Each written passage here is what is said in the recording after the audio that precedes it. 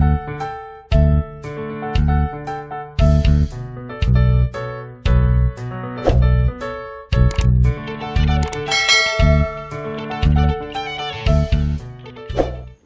damai sejahtera buat semua anak-anak yang dikasihi Tuhan. Hari ini kita bersuka cita karena masih diberikan Tuhan kesempatan untuk bersama-sama menaikkan nyanyian pujian kita kepada Tuhan. Mari kita bersama-sama bersuka cita dan bernyanyi dengan sangat bersemangat. Mari kita bernyanyi lagunya hari ini.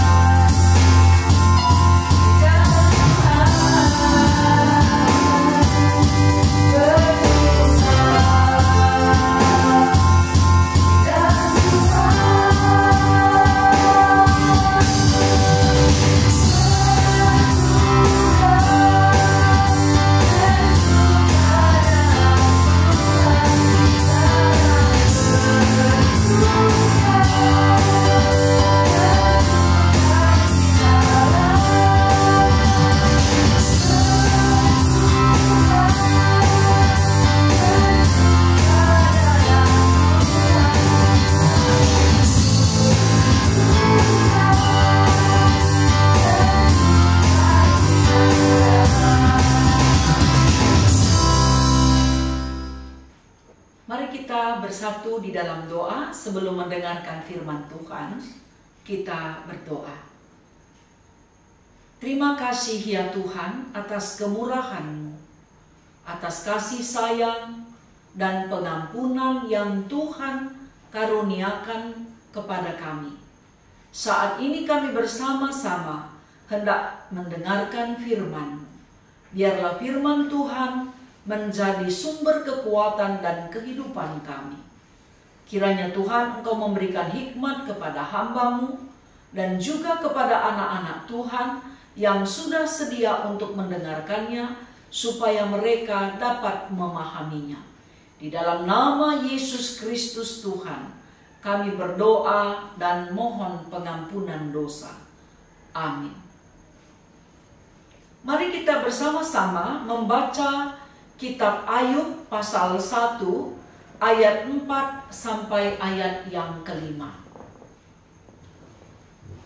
Anak-anaknya yang lelaki biasa mengadakan pesta di rumah mereka masing-masing menurut giliran, dan ketiga saudara perempuan mereka diundang untuk makan dan minum bersama-sama mereka. Setiap kali apabila hari-hari pesta telah berlalu, Ayub memanggil mereka dan menguduskan mereka. Keesokan harinya, pagi-pagi, bangunlah Ayub, lalu mempersembahkan korban bakaran sebanyak jumlah mereka sekalian. Sebab pikirnya, mungkin anak-anakku sudah berbuat dosa dan telah mengutuki Allah di dalam hati. Demikianlah dilakukan Ayub senantiasa. Salam, salam damai sejahtera buat anak-anak yang dikasihi Tuhan. Hari ini tema kita adalah saleh. Kesalehan ini tentu dapat kita lihat dari cerminan kehidupan Ayub. Siapakah Ayub? Ayub adalah seorang laki-laki yang berasal dari tanah Uz. Kenapa dikatakan dia adalah seorang laki-laki yang saleh? Karena dia jujur. Dia takut akan Tuhan, menjauhi semua hal yang jahat. Orang yang hidupnya saleh, kebaikan-kebaikan yang dia lakukan itu semua berasal dari Tuhan. Dia mampu hidup jujur karena Roh Tuhan yang memimpin hidupnya untuk melakukannya. Coba di antara anak-anak kami, siapakah yang pernah melakukan hal yang tidak berkenan kepada Tuhan? Misalnya tidak jujur. Ini seringkali anak-anak kami berbohong ya. Kalau kita berbohong, siapa yang rugi? Diri kita sendiri. Ceritanya kerjakan PR, tapi ternyata sebenarnya lagi chat dengan kawan-kawannya, lagi nonton film. Tapi seolah-olah belajar dengan menaruh buku di depan meja. Kita pikir bahwa dengan membohongi orang tua kita beruntung. Orang yang hidupnya saleh tidak akan mau melakukan hal yang sedemikian rupa, karena itu merugikan dirinya sendiri. Karena kemanapun nanti kalian pergi, dimanapun berada, semua orang senang bergaul dengan orang yang hidupnya jujur. Kalau dari kecil tidak jujur, itu akan terbawa sampai besar. Jadi Ayub ini melatih dirinya hidup dalam kejujuran. Kesalehannya teruji dalam hal itu. Dan dia menjauhi semua hal yang jahat. Dan kita lihat orang yang saleh mampu memperlakukan baik laki-laki dan perempuan itu sama. Karena apa?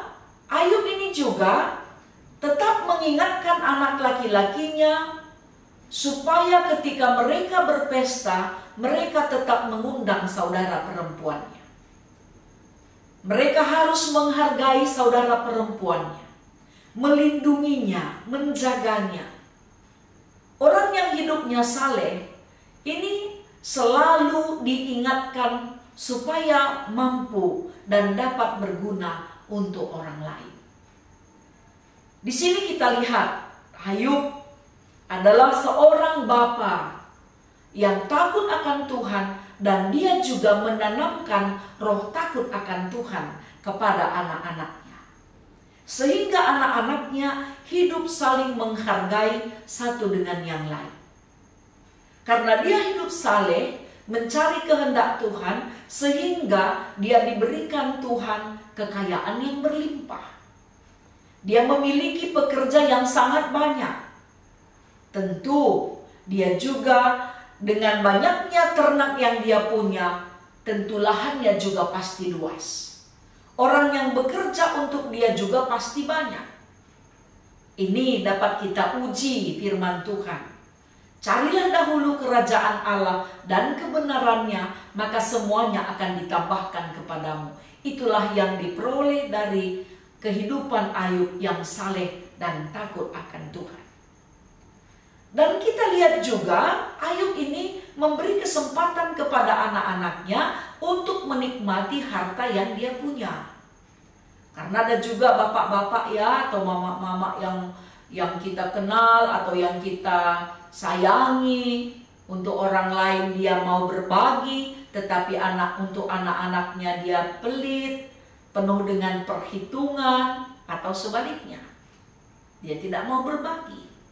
Tetapi kita lihat Ayub, dia memberikan kesempatan kepada anak-anaknya secara bergiliran untuk berpesta.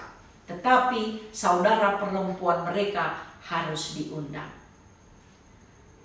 Jadi kalau kita lihat di sini orang yang saleh, ya, kalau dia merasa senang, dia juga menginginkan orang lain juga merasa senang.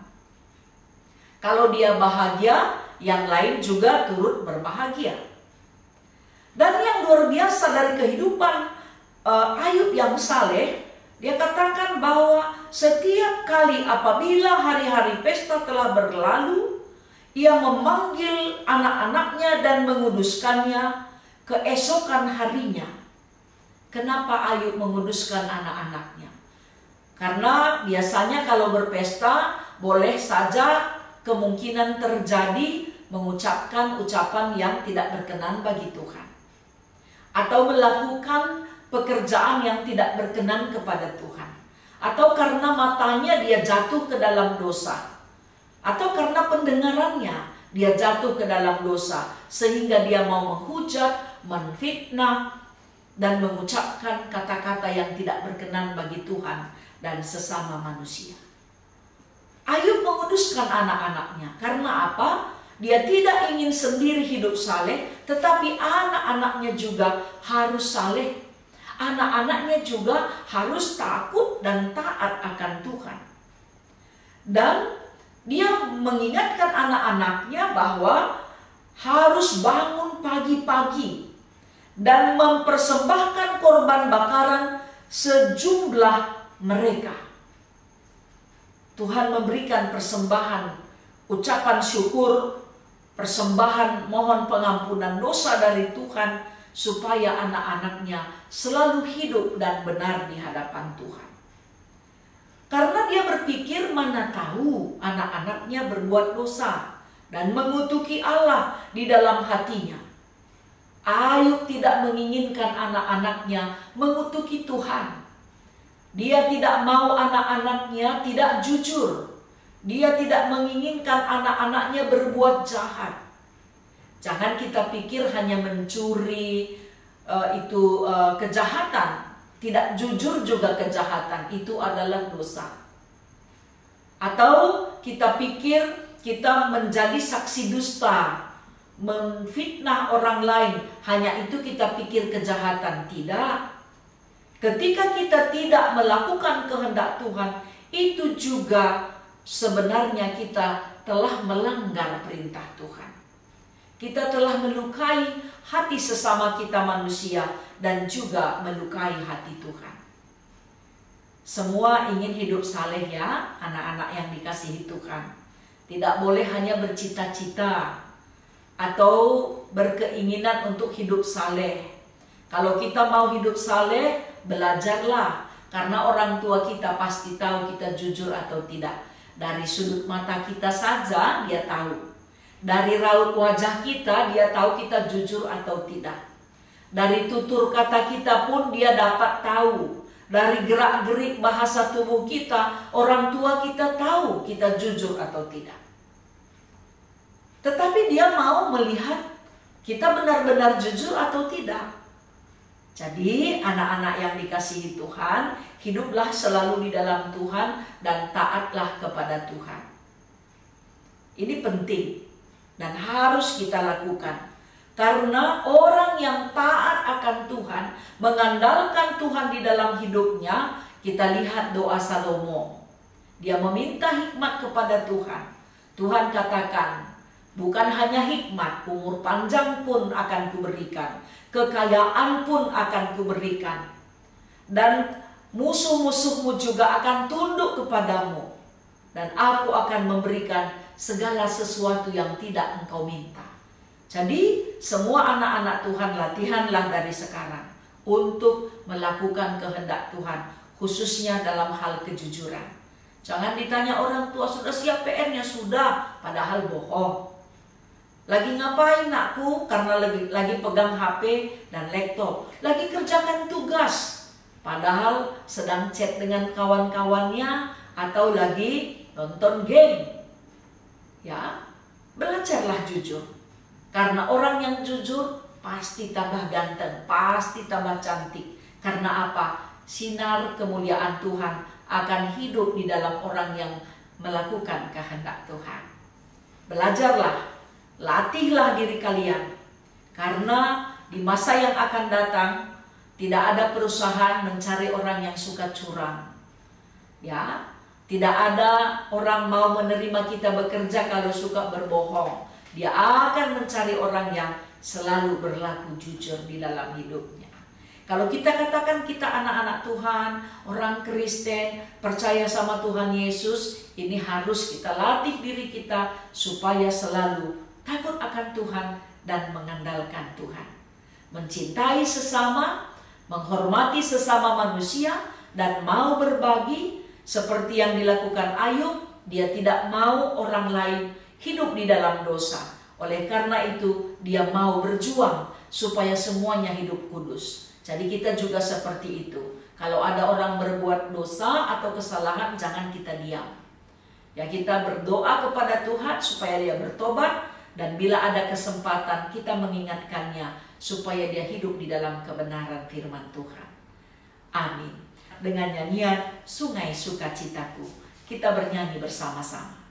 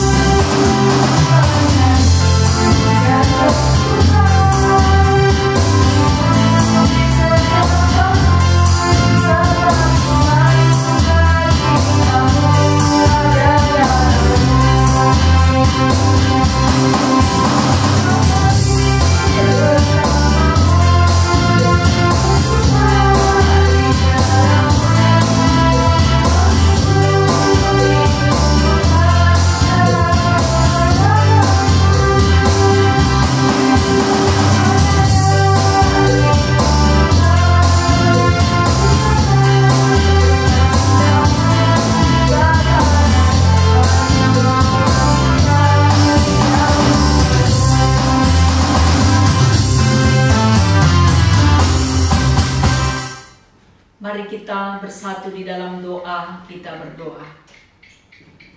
Ke dalam tangan pengasihan-Mu ya Tuhan, kami serahkan seluruh anak-anak kami dimanapun berada. Tuhan mengenal isi hati mereka. Tuhan mengetahui apa yang telah mereka lakukan. Bila mereka melakukan pelanggaran, kesalahan, dan dosa, mohon kiranya Tuhan Engkau ampunkan mereka. Biarlah anak-anak kami selalu rindu untuk melakukan kehendak Tuhan, takut akan Tuhan, dan juga menjadi anak yang rajin, anak yang tekun, anak yang menghormati orang tua, saling mengasihi bersaudara, tekun meraih cita-citanya, dan selalu mengandalkan Tuhan di dalam hidupnya melalui doa dan pembacaan firman Tuhan. Tuhan, saat ini kami berdoa untuk anak kami yang berulang tahun, kiranya tambahkan sukacitanya. Anak kami yang sedang sakit, mohon kiranya Tuhan pulihkan kesehatannya. Anak kami yang sedang berduka cita, mohon kiranya Bapa Engkau hiburkan mereka. Anak-anak kami yang sudah mulai bosan karena banyak sekali PR-nya, biarlah dia selalu berharap akan cita-cita dan masa depannya, sehingga mereka tidak putus asa, tetapi tetap semangat mengandalkan Tuhan. Berkatilah orang tua mereka ya Tuhan, di dalam semua aktivitasnya. Karuniakan juga kesehatan dan rezeki bagi mereka. Tuhan, Engkau kiranya memberkati semua orang tua anak-anak kami dimanapun berada, dan di dalam situasi apapun, supaya mereka tetap takut akan Tuhan dan mengandalkan Tuhan di dalam mendidik anak-anak mereka, dan memberikan waktu untuk anak mereka walaupun sebentar, dan mempergunakan waktu yang sedikit, tetapi itu sangat bermanfaat untuk menegakkan disiplin dan juga menegakkan roh takut akan Tuhan di dalam rumah tangga mereka. Berkati Indonesia ya Tuhan, berkatilah semua hamba-Mu, berkatilah kami ya Bapa di surga, semua masyarakat Indonesia, dan juga jemaat Tuhan di gereja, supaya semua selalu rindu mencari kehendak Tuhan, dan juga warga Indonesia rindu selalu dipulihkan Tuhan keadaannya, terutama dalam menghadapi pandemi COVID-19. Pertolongan Tuhan kami nantikan, karena kami percaya waktu Tuhan tidak pernah terlambat, tidak pernah terburu-buru, tetapi tepat pada waktunya Tuhan selalu menolong kami. Terima kasih Tuhan, inilah kami dan doa kami, inilah kami dan pengharapan kami. Kiranya Engkau tetap berkenan di dalam hidup kami, dari sekarang dan sampai selama-lamanya. Kami berdoa di dalam nama Yesus yang telah mengajar kami berdoa seperti yang diajarkan oleh Tuhan Yesus. Mari kita ucapkan bersama-sama. Bapa kami yang di sorga, dikuduskanlah namamu, datanglah kerajaan-Mu, jadilah kehendak-Mu di bumi seperti di sorga. Berikanlah kami pada hari ini makanan kami yang secukupnya, dan ampunkanlah kami akan kesalahan kami, seperti kami juga mengampuni orang yang bersalah kepada kami. Dan janganlah membawa kami ke dalam pencobaan, tetapi lepaskanlah kami daripada yang jahat. Karena Engkaulah yang mempunyai kerajaan dan kuasa dan kemuliaan sampai selama-lamanya. Amin. Salam sejahtera bagi semua anak-anak yang dikasihi Tuhan. Ibadah kita pada hari ini telah selesai. Kita bertemu kembali dalam ibadah minggu kita minggu depan. Firman Tuhan tetap kita berlakukan dalam hidup kita, sehingga hidup kita selalu diperbaharui oleh firman Tuhan. Salam damai sejahtera, salam rindu